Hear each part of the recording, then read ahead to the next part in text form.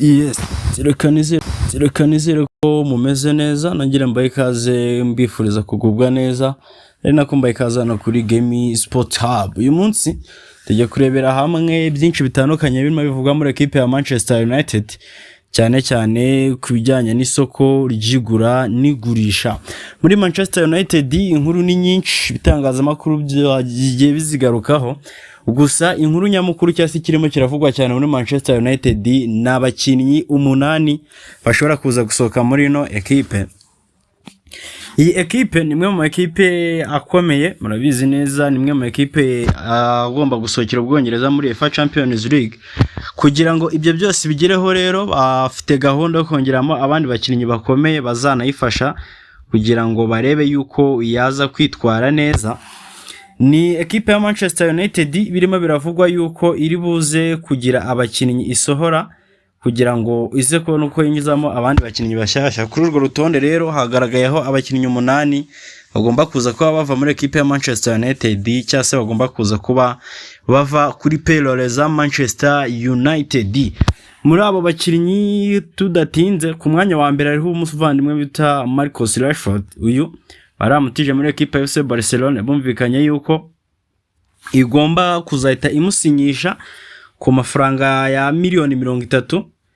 Bagomba kwita bamugora nka muri obligation to buy, bari bashyizemo miliyoni 30, ariko biravugwa yuko nyuma y'uko equipe ya Barcelona imaze gusinyisha Anthony Gordon, nta gahunda ko yasinyisha Rashford, ndetse Rashford agomba no kuzahita ajyana na equipe muri pre-season mu gihe cyose bazaba batari babona bamugurisha.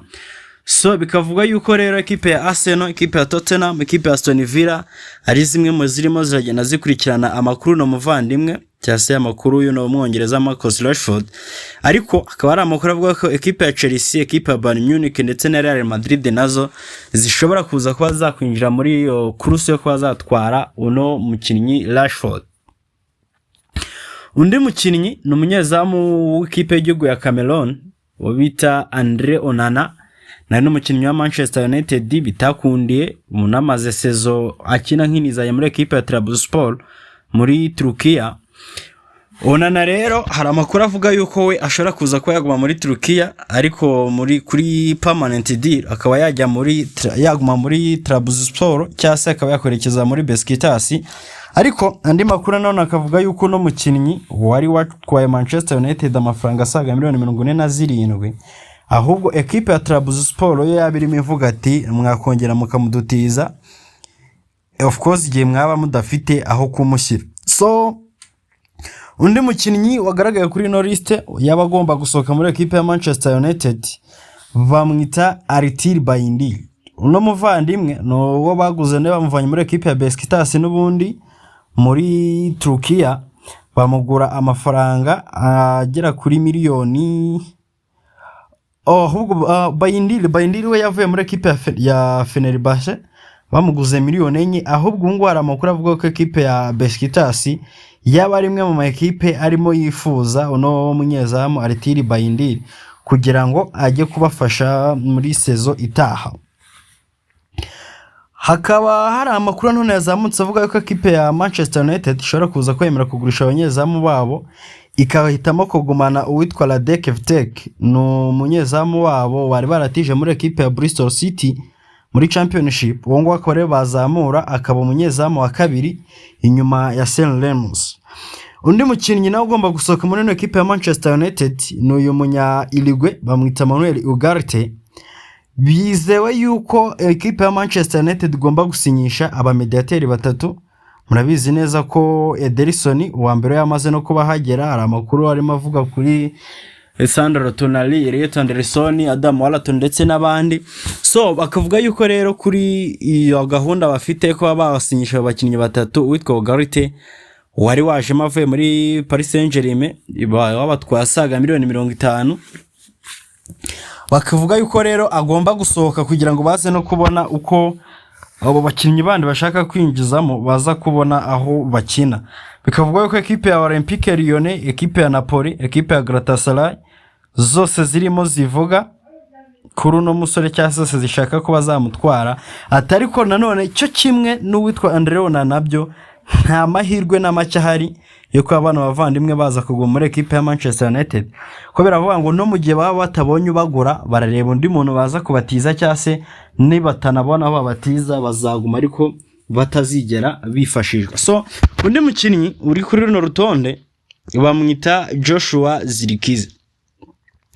Joshua Zirkize ni umukinnyi utarigezeho n'umwanya wo gukina cyane cyane aho noneho hazi no muvandimwe Michael Carrick, bitewe nuko umukinnyi ujuje nyine ibyo Carrick agendera kuri rutazamuwe kuko akunda umuntu ukora pressing, kandi uwitwa Zirkize rwose abona bidakunda. So bikavuga ko rero ekipe ya AS Roma ari eyo ekipe rukumbi irimo yifuza no mukinnyi, cyane ko no mu kwezi kwa mbere murabizi ko yari yigeze kumwifuza ishaka kumutira bikarangira batamubahaye. So nubwo ubu rero yo iracyarimo iratekereza kuba yamutwara. Undi ni umuvandimwe usanzwe ukina ku ruhande rw'ibumoso yugarira bamwita Tyler Malaysia. Imvune n'ibindi kutabona umwanya bihagije nibyo byatumye atakina, kakubwira ko uwitwa Malaysia yakinnye iminota 15 muri ino season muri Premier League. Muribuka ya match yakinnye kwa Aston Villa kwa Newcastle, uwitwa Osura mucenga rwose agasigara yihagarariye. Reka bivuga yuko no mukinnyi nawe agomba kugenda. Bikavuga yuko rero ekipe bita PSV Eindhoven ariyo ekipe irimo imwifuza, ariko nanone ikaba yabanza kumuhabwa nk'inizanye ibindi bakazaba babiganiraho. So rero hari amakuru nanone murabizi yuko witwa Casemiro we n'ubundi sezo yiwe amasezerano yari afite muri Manchester United yararangiye, nifuza gukomeza ubwo ahitamo kwigendera. Ubwo rero we n'ubundi nta gishyashya kirimo, ahubwo akahita hazamo undi mukinnyi bamwita Jordan Malik Sancho. Uyu mukinnyi amaze iminsi ari muri ekipe ya Aston Villa nk'inizanyo, kontra yiwe aracyafiteho imyaka 2 ngira ngo, ariko nanone uyu muvandimwe bita Jordan Sancho ndasizishize bashatse kumugurisha ama ekipe akaza kumugura, ariko nanone salary y'uno mugabo ikagenda ibikibazo. Wena n'ubungu biravuga yuko rero kugira ngo yemere ko yava muri ekipe ya Manchester United aruko ari buze ko na ekipe izajya imwishyura imbumbe y'ingana n'inote ya 2.5 yahembwaga muri Manchester United. Hataboneka rero bikaba byavugwa yuko aza kwemera kahaguma bakareba aho bamutiza cyangwa akayemera no kwa yaguma kuri bench. Ariko nanone ekipe ya Borussia Dortmund bikaba birimo bivugwa yuko ari imwe mu ma ekipe ashobora kuza kwizirika igisaso cyo gufata uno mukinnyi igihe cyose yaba yemeye kuba yagabanya umushahara wiwe kugira ngo yongere musubirane. Murabizi ko n'ubundi Manchester United yari yamuguze imivana muri Dortmund imugura $75 z'amayero. Gusa kugeza ubu navuga yuko Sancho ni umwe mu bakinnyi rwose batabaniye Manchester United, ni umwe mu bakinnyi batagize ikintu gikomeye bayifasha. So abo bakinnyi 8 rero nibo birimo biravuga ko bagomba gusohoka muri ekipe ya Manchester United. Kamwibutse ukanda subscribe ni mutarayikanda kugira ngo ujye ukomeza kubana natwe no mu zindi video zitaha. Mu kanya turagaruka tureba noneho eske ni bande Manchester United ishobora kuza gusinyisha. Ikambashimire cyane mwebwe mwese twabanye kugira ku musozo w'ino video mbabwire ngo coca dusubire mu kanya.